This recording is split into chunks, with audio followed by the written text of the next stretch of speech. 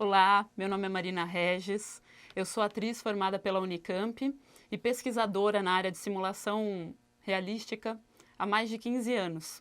Fui uma das atrizes colaboradoras que criou todo o projeto de comunicação e humanização da Faculdade de Ciências Médicas da Unicamp e fiz isso junto com o professor Flávio Sá e o professor João Batista e os atores Thaís Rossi e Carlos Gontijo. Após isso, eu trabalhei em diversas outras instituições, como a PUC Campinas, o Hospital Einstein, e atualmente trabalho na Escola de Formação Permanente do Hospital das Clínicas aqui de São Paulo, como atriz e coordenadora artística. Alguns de vocês que estão assistindo esse vídeo com certeza já trabalharam em algumas dessas instituições e em algum momento do vídeo vai pensar: ah, Marina, mas eu também trabalho com isso, também faço e eu faço de outro jeito, chamo de outra coisa. Cada instituição tem mecanismos e formas diferentes de se fazer a simulação realística. Existem muitas linhas de pensamento, de prática, de estudos e de pesquisas que variam em nomes e em formas de fazer. E para mim não existe certo nem errado. O importante é que o trabalho seja feito com seriedade e ética. E será um bom trabalho. Bom, nesse vídeo eu vou apresentar alguns fundamentos básicos do trabalho que eu fiz há muitos anos atrás na Unicamp. Tá? É um trabalho focado em más notícias, né? Comunicação de más notícias e reações extremas. Então, antes da gente começar, eu vou destacar como que vai ser o nosso vídeo para vocês entenderem melhor. Basicamente, na primeira parte, eu vou conceituar o que é más notícias, conceito básico de improvisação, que é o que a gente vai usar principalmente nesse trabalho. Depois, eu vou detalhar melhor os elementos dessa improvisação e as formas de improvisação que a gente usa. Terceiro, vou caracterizar as reações extremas que foram tipificadas nesse trabalho. E, por fim, eu vou falar de algumas questões éticas que, para mim, são muito importantes. Então, vamos lá.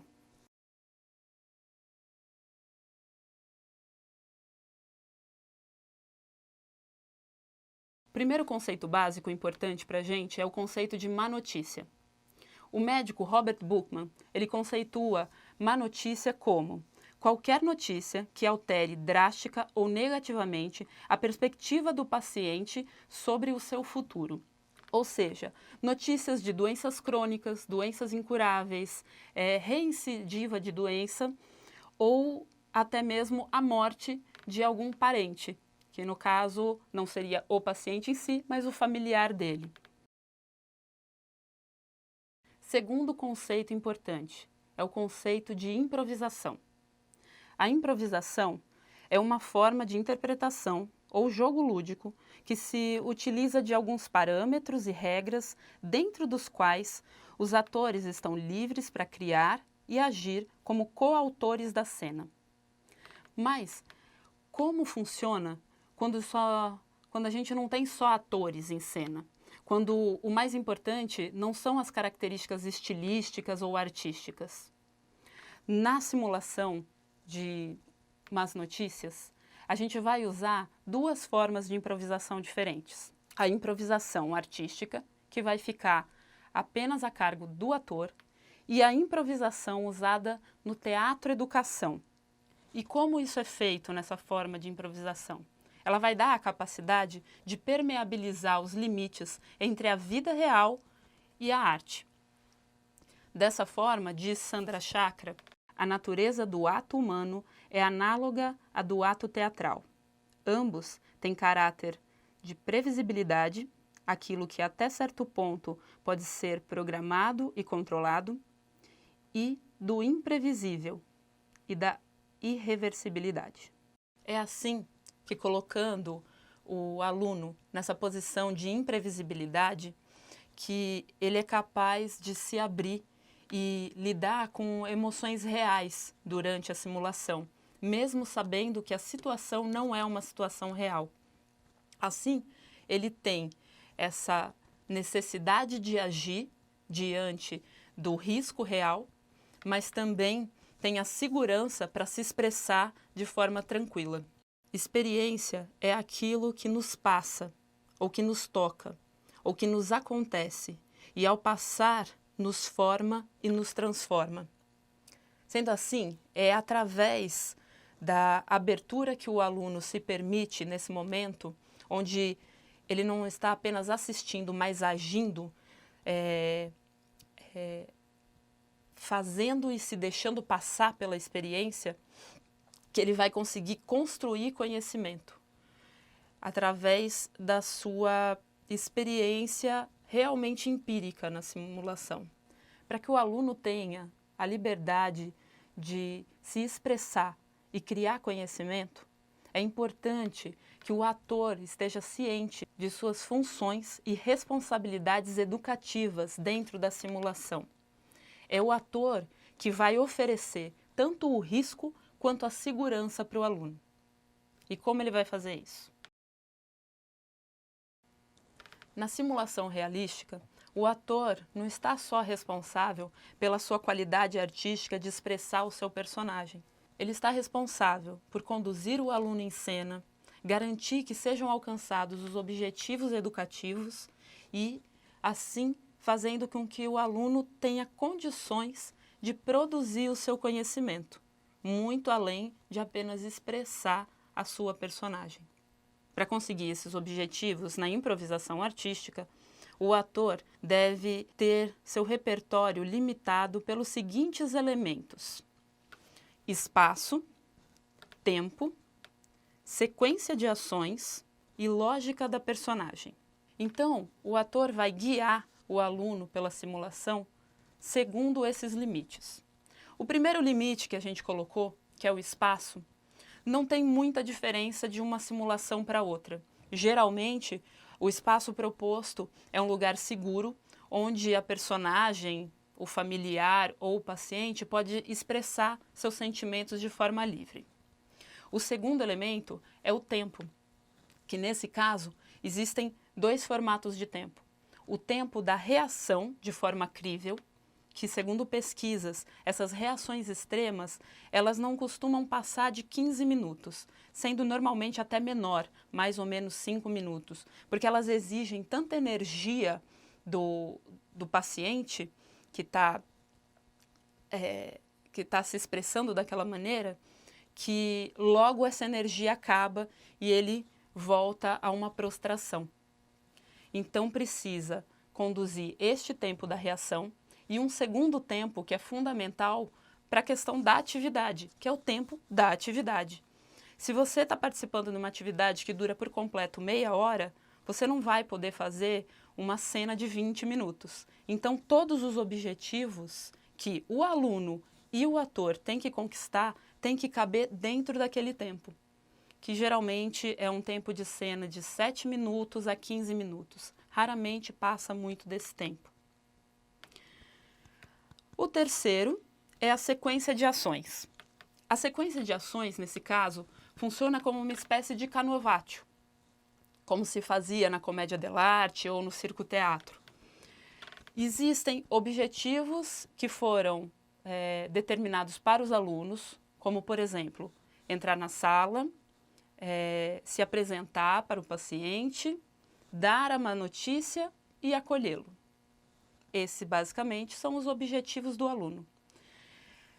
O ator tem que garantir que o aluno consiga ter tempo e espaço para cumprir os seus próprios objetivos e ainda cumprir os objetivos do personagem, da paciente. Muitas vezes o personagem vai ter o objetivo inicial de mostrar, assim que o aluno entra na sala, qual é o seu estado emocional ou a relação entre pacientes, caso haja mais de um ator. Vai ter que, em seguida, receber a má notícia e reagir, passando por toda a questão da reação que a gente já vai falar. Depois disso, Muitas vezes é importante que, além de reagir segundo a forma como os alunos estão falando e conduzindo, também é importante que o ator conduza a finalização da cena. Porque é muito comum o aluno, quando está ali, ele não saber exatamente o que vai ser feito após a reação, porque não é dado um objetivo específico para ele nesse sentido. Então, para que a cena acabe e se desenrole da melhor maneira, um dos objetivos educativos do ator também é conduzir essa finalização. E o nosso último elemento limitante é a lógica da personagem, que nesse caso são personagens tipificadas. Mas aí você pode estar se questionando, mas Marina, todas essas situações não são baseadas em situações reais de comunicação de más notícias? Sim, elas são baseadas em situações reais e toda a tipificação que a gente desenvolveu também é baseada nessas situações reais. A questão da tipificação, ela é feita com um objetivo didático e também uma forma de facilitar para o ator entender qual é a condução que ele vai ter com aquela personagem. A partir do momento que a gente tipifica e o ator entende as separações e as lógicas de cada uma dessas reações extremas,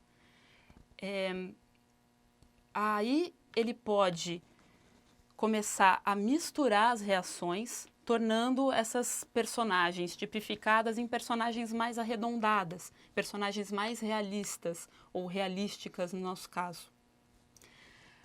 Bom, agora vamos às reações. Vamos falar um pouquinho mais sobre essa questão da tipificação antes de apresentar as reações que nós utilizamos nas más notícias. Na comédia dell'arte, no circo-teatro, as personagens são tipificadas, baseadas em grupos sociais. É a partir das características estereotipadas desses grupos sociais que vão aparecer o dottore, a dama galã e vários tipos de personagens diferentes que vão compor essas formas teatrais. Na simulação de más notícias não é muito diferente. A diferença é basicamente que, em vez de grupos sociais, a gente vai estar separando e tipificando reações emocionais. Para apresentar as reações para vocês, eu vou dividir em duas formas de expressão: a expressão emocional e a expressão física de cada uma dessas reações.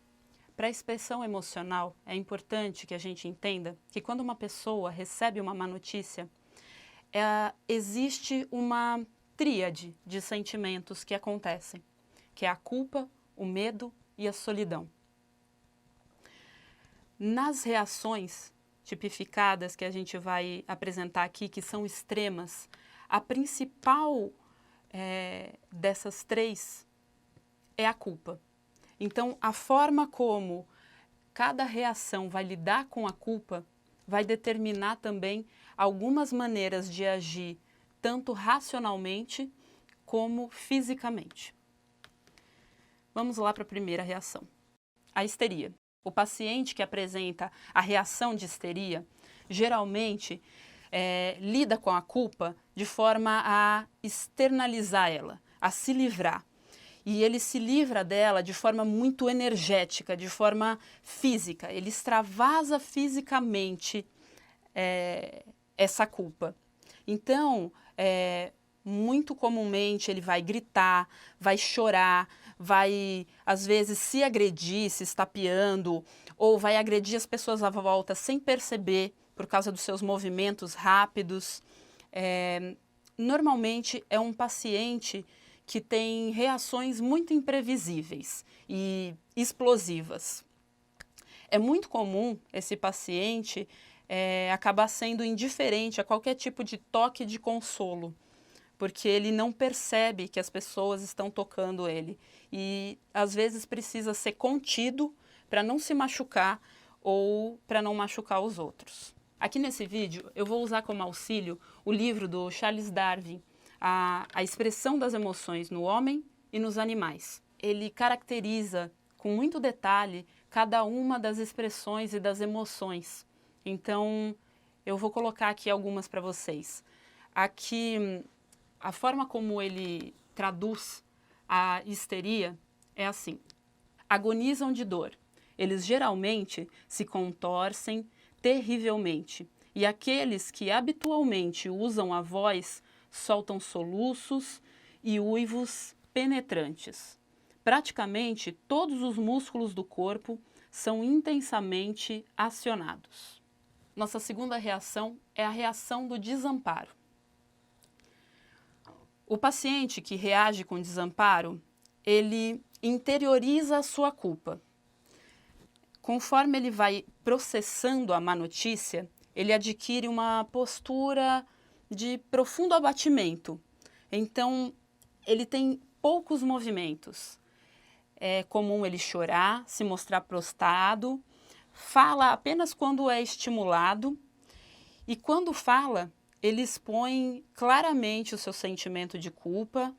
Esse tipo de paciente, por suas características introspectivas, não extravasa imediatamente sua dor, mas trabalha o sentimento de culpa de forma gradativa. Apresenta maior tendência ao suicídio, algumas vezes chega a explicitar verbalmente essa vontade. Durante essa reação, o paciente costuma ser muito receptivo ao toque de consolo. Darwin descreve essa reação da seguinte maneira: permanecendo imóveis e passivas, eventualmente balançando-se de um lado para o outro. A circulação se torna lânguida, o rosto empalidece, os músculos ficam flácidos. As pálpebras caem, a cabeça se inclina sobre o peito contraído. Os lábios, as bochechas e o maxilar inferior pendem sobre o seu próprio peso. Ou seja, todos os seus traços se alongam. E dizemos que as feições de alguém que recebe uma notícia ruim ficam caídas. Nossa última reação é a de agressividade. O paciente que reage com agressividade trabalha sua culpa com raiva, projetando ou transferindo-a para outra pessoa de forma bastante enérgica. Normalmente, o foco da sua agressividade é o mensageiro da notícia, no caso médico, e ou a instituição de saúde. Esse paciente é contestador, incrédulo, desconfiado, irracional e verborrágico. Pode expressar sua raiva tanto verbal quanto fisicamente e tem total aversão ao toque de consolo. Para Darwin, essa reação é um misto de raiva e indignação.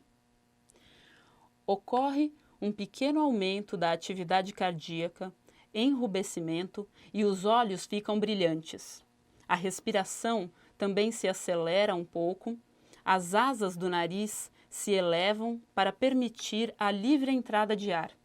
A boca normalmente se comprime e quase sempre há um franzir de testas. Se coloca numa posição pronta para atacar ou golpear o seu inimigo. Talvez o encarando dos pés à cabeça numa atitude desafiadora. Ele mantém sua cabeça erguida, com o tórax bem expandido e os pés firmemente plantados no chão, e assume diversas posições com os braços, com um ou ambos os cotovelos dobrados ou com os braços suspensos, rígidos lateralmente. Essas são as 3 reações básicas que nós utilizamos. A partir delas, os atores podem misturá-las. Às vezes, um personagem começa enraivecido e depois passa ao desamparo. Às vezes, um personagem está mais histérico e aí muda para agressividade. Tudo vai depender da forma como os alunos forem introduzindo as suas ações, e aí o ator vai poder saber para que local de energia ele vai.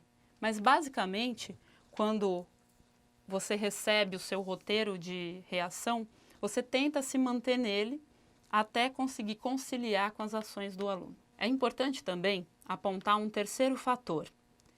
Além do emocional e do físico, a Sandra Chakra pontua também o fator racional. Nesse caso, o fator racional não tem tanto assim a ver especificamente com as reações, mas com o preparo do ator antes de iniciar uma simulação.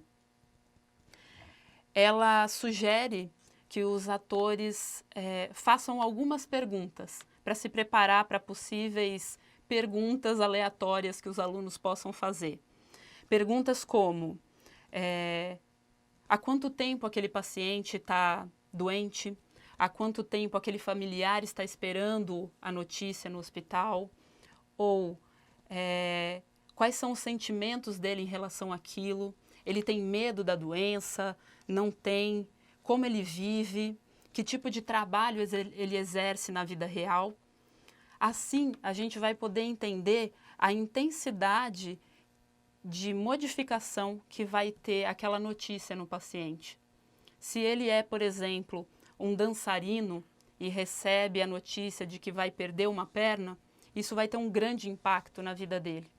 Então, a gente estabelecendo algumas respostas para essas perguntas, a gente consegue também regular a intensidade dessas reações, mesmo que elas sejam extremas. Ainda assim, existem níveis de intensidade diferentes.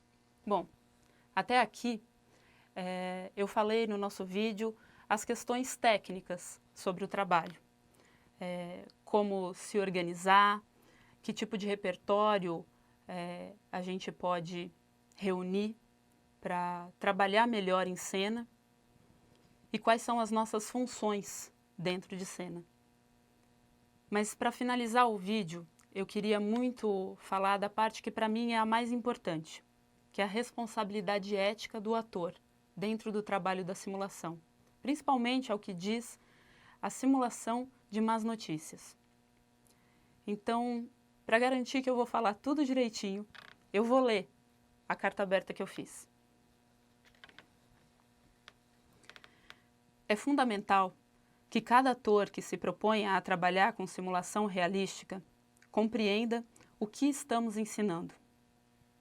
Esses profissionais de saúde aprendem conosco a serem amorosos, compreensivos, empáticos, a não julgar os outros seres humanos que estão em grande sofrimento, que precisam ser acolhidos. Estamos ensinando que tal acolhimento não pode ser padrão, protocolar, mas individualizado, adequado às necessidades de cada paciente e familiar. Para que nós possamos ensinar isso, é fundamental que aprendamos primeiro essas capacidades. Precisamos colocar de lado qualquer preconceito, deixar de lado que alguns deles se acham melhores do que nós. Porque alguns realmente acham, principalmente os médicos. É preciso se colocar verdadeiramente na posição desses alunos, entender que o que representa para eles estarem nessa posição, o medo da exposição diante dos colegas, o medo das câmeras, quando existem câmeras na dinâmica, suas relações profissionais e pessoais com a situação apresentada pela simulação. Para que eles sejam capazes de se abrirem para o aprendizado de humanização, alguns precisam ser lembrados que são humanos e muitos precisam lembrar que seus objetos de trabalho são humanos. Precisamos entender que essas pessoas estiveram em instituições de ensino de saúde durante 6, 8, 12 anos ou até mais, aprendendo sobre pâncreas, corações, pulmões, rins, pés, unhas, córneas e, de repente, olham para o olhar de um paciente e percebem que ele não é uma pilha de órgãos. Percebem que a dor que aquela pessoa está sentindo na frente deles não se resolvem com nenhum remédio que eles saibam administrar. Para um profissional de saúde não ter algo prático, objetivo ou palpável para fazer é uma tortura. E isso quando já não estão sofrendo antes, pensando se não poderiam ter feito algo a mais, se questionando internamente se erraram em algum passo e assim se deparando com sua própria limitação humana. Tudo isso está em jogo em uma simples simulação. Para nós, atores, que já nascemos com um olhar direcionado para essas questões, que estudamos e treinamos a comunicação, a expressão dos nossos sentimentos e de sentimentos alheios, a separação e articulação dessa montanha de emoções pode parecer fácil às vezes, mas para eles não é. E quando nós nos esquecemos disso e fazemos mal o nosso trabalho em sala de aula ou num feedback descuidado, mandamos esses alunos para o mundo real, onde eles vão encontrar nossos amigos, nossas mães, nossos tios, filhos, irmãos e nós mesmos. Por isso, em nome da responsabilidade ética que carregamos, eu peço, quando cobrarem pelo nosso trabalho, cobrem com justiça, pois é valioso. Quando se prepararem para o nosso trabalho, deem o melhor, porque nós somos os mais capacitados para essa função. E quando fizerem o nosso trabalho, façam com amor, porque é disso que se trata, ensinar amor. Obrigada.